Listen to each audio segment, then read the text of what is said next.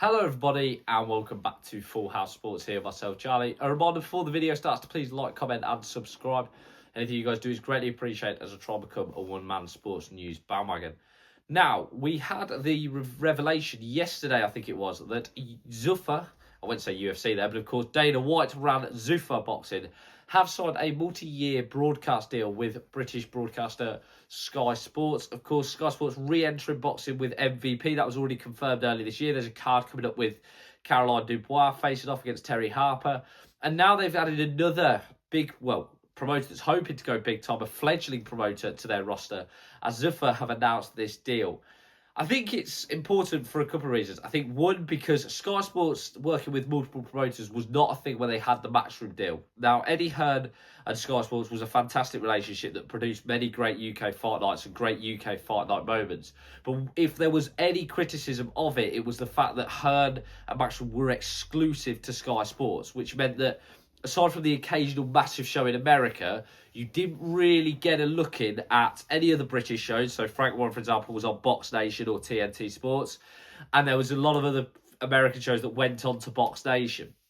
I think that's really important to start off with because, yes, I mean, they had the boxer deal with Top Rank, but it never felt like there was enough boxing on that deal anyway.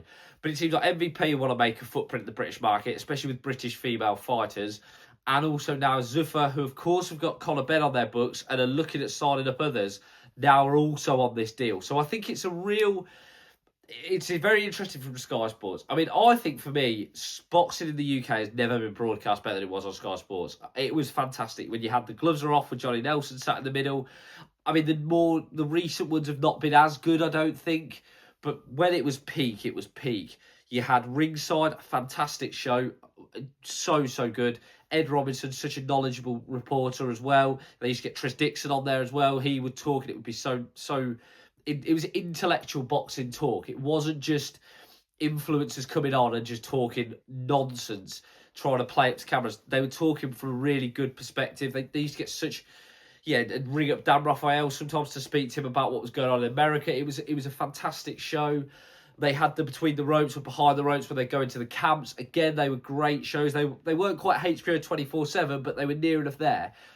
If Sky are allowed to do that, then I think they've got a lot of potential. What I think killed it, especially with the Top Rank thing, was it was such an imported look into boxing.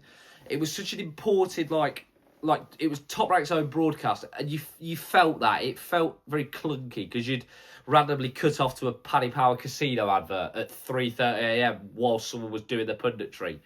What I think will be interesting is if Zuffa will want to bring in their own pundits, for example, Max Kellerman and Andre Ward, but if they do allow Sky as well to have their own pundits there and their own teams, because it's gone there. Because I do think that they are fantastic. When, like I say, Johnny Nelson is very good. I do like Carl Frost as a pundit. I think George Groves. They had a spell as well, I remember, of having Paulie Malignaggi. And I think if they could get him in, he's so knowledgeable on boxing. Like, a fighter who's been there, done it, and has still got the wits about him to explain it.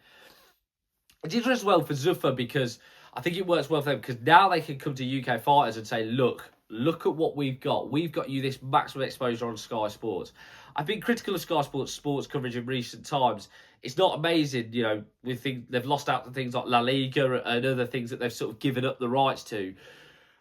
But they are still a huge conglomerate of the UK sports industry, probably the biggest. With the amount of Premier League coverage they have until that stops, and also F1, and now they've got the darts, with the amount of advertising you can get for a fighter, you're going to get so much exposure.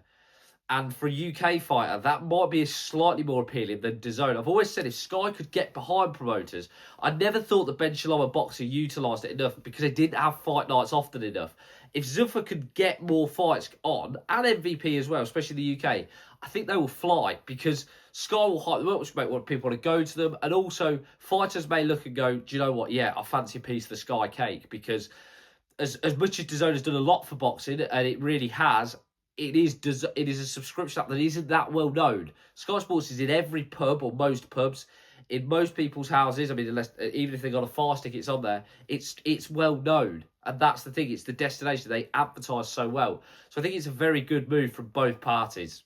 As always, guys, let us know what you think. Please like, comment, and subscribe. Anything you guys do is greatly appreciated. As a try become a one-man sports news bandwagon. As always, have a great day.